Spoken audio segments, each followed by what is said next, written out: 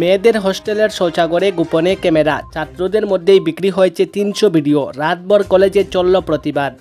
Boys hostel থেকে একজন senior পড়ুয়াকে গ্রেফতার করা হয়েছে, তার ল্যাপটপও বাজেয়াপ্ত করা হয়েছে। তদন্তে জানা গিয়েছে প্রায় ৩০০-এরও বেশি ছবি ও ভিডিও লিক হয়েছে মহিলাদের হোস্টেলের শৌচাগার থেকে। কোথায় সুরক্ষিত মহিলারা? একের পর এক ধর্ষণ, নির্যাতনের ঘটনা ঘটেই চলেছে। এবার হোস্টেলেও প্রশ্নের মুখে মহিলাদের নিরাপত্তা। কলেজের গার্লস হোস্টেলের বাথরুম থেকে বের হলো গোপন ক্যামেরা।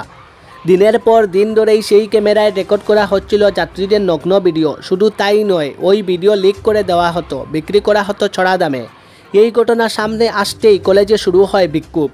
ঘটনাটি ঘটেছে অন্ধ্রপ্রদেশের কৃষ্ণান জেলার একটি বেসরকারি ইঞ্জিনিয়ারিং কলেজে। বৃহস্পতিবার বিকেল হঠাৎ হোস্টেলের এক ছাত্রীর নজরে আসে যে বাথরুমের গোপনে ক্যামেরা রাখা, সেখানে টানা রেকর্ডিং হচ্ছে। এরপরই ওই ছাত্রী বাকিদের জানায়, উদ্ধার করা হয় ক্যামেরা। এরপরই বিক্ষোভ শুরু হয়। সন্ধ্যা 7টা থেকে কলেজ চত্বরে বিক্ষোভ শুরু করে ছাত্রীরা।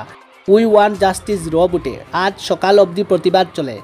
পুলিশ জানিয়েছে, এই ঘটনায় বয়েজ হোস্টেল থেকে একজন সিনিয়র পড়ুয়াকে গ্রেফতার করা হয়েছে, তার ল্যাপটপও বাজেয়াপ্ত করা হয়েছে। তদন্তে জানা গিয়েছে প্রায় ৩০০-এরও বেশি ছবি ও ভিডিও লিক হয়েছে মহিলাদের হোস্টেলের শৌচাগার থেকে।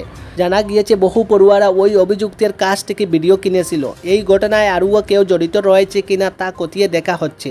গোপনভাবে ভিডিও রেকর্ড করা এবং সেই ছবির ভিডিও বিক্রি করার ঘটনা সামনে আসতেই ছাত্রীরা কান্নায় ভেঙে পড়ে। কীভাবে হোস্টেলের বাথরুমে ক্যামেরা এলো এবং সেই ফুটেজ বাকি ছাত্রদের মধ্যে বিক্রি করা হলো তা নিয়ে প্রশ্ন তুলেন প্রতিবাদী ছাত্রীরা।